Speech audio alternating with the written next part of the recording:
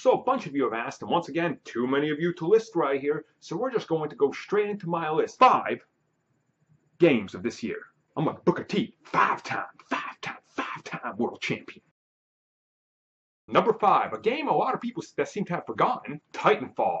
Xbox One and PC. Now, I played the PC version first, and I think Titanfall is an absolutely brilliant shooter. I think it combines the great mech combat that I love from games such as Mech Assault and Mech Warrior with the fluid and very well-balanced gameplay of Call of Duty. I mean, how cool is it when you summon a Titan to fall onto your enemy? Wall running, free running, fast-paced combat. Now, yeah, the story's really not there, and it's kind of lacking that department. Generally intended to be a multiplayer game. And I think for a first outing, it's a very well-made game and definitely deserves a sequel. And please, guys, put it on PS4 so all my guys that own a PS4 can also get this great game. Number 4, Little Big Planet 3. Now, I love Little Big Planet. I bought Little Big Planet 1 and 2 collector's editions the day they came out. I own the plushies. I own a certain amount of figures. I own most of the DLC that were released for the first 2 games. So undoubtedly, the new one was going to be something I was super excited for. Media Molecule not doing it anymore kind of got me worried.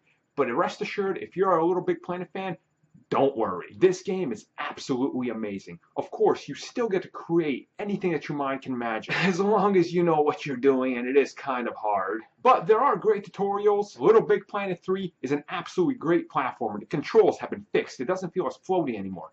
4 playable characters, and for once, a story mode that actually is worth playing. Absolutely love it. I love snow. And this game packs so much of it. Far Cry 4 is absolutely amazing. Horseback riding on an elephant. You probably ran out already to buy it after horse riding elephants. I mean, horseback riding elephants. That makes no sense.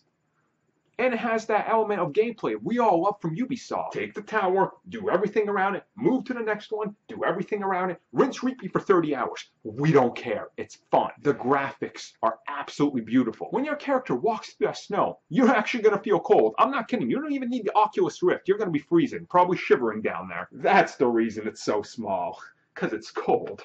Good. I'm not kidding, guys. The multiplayer, amazing. Co-op? Oh, it's in here. Through the whole game. Just don't play it with Joel. Why is he so twibble? I'm not kidding, guys. Far Cry 4 is an amazing game. Highly recommend it to all of you. Doesn't matter what you play it on. It's optimized even on PC. And for Ubisoft, that's an achievement unlocked. Tonight in my top 10 movies, I talked about how much I love The Hobbit. Well, here's something that takes place after The Hobbit, before Lord of the Rings. Oh yeah.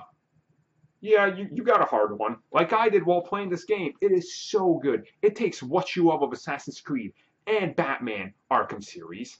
It combines it. Best of all, it has a nemesis. One of the orcs kills you, they get promoted. He kills you again, he still gets promoted. So when you take him down, you get a sweet amount of loot. Reward for taking out the guy that took you out. You can learn their weaknesses. You can manipulate. You can sneak in 100% stealth. Or you can be like, rain down from the top and just murder them. Or one of these things where you just come in running the sword and just slashing through hundreds of people. It doesn't matter. The choice is yours. And what's even better, a story that's actually good.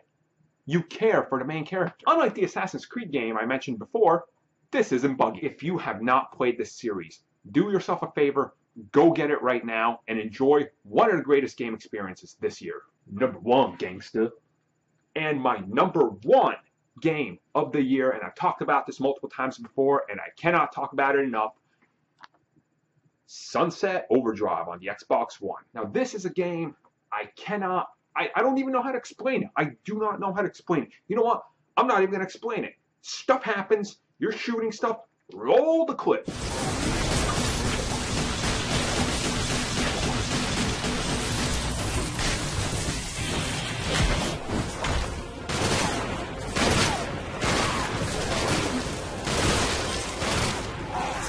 Yeah, you guys saw that.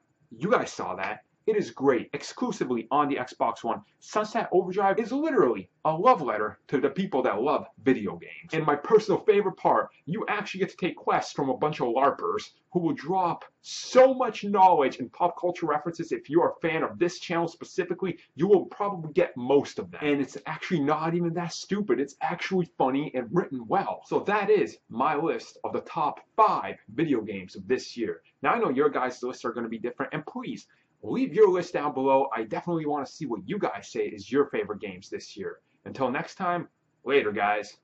Do you love the Comic Book Cast podcast? Do you love Blood, Sweat Comics, Scoop Slam, and Operation Otaku? If so, then Christmas came early for you this year because all of those great shows, plus discussions and movie commentaries, are now available via SoundCloud. That means all of your favorite Comic Book Cast content now in the finest audio possible, uncompressed the way it was meant to be. With SoundCloud, downloading your favorite podcast is as easy as can be. Carry it around with you wherever you go. Even access it on your phone and tablet. With SoundCloud, you're never too far from Bane Dick, Crane Dad, Ghost Leary, Joe Kashada, and all your other favorites.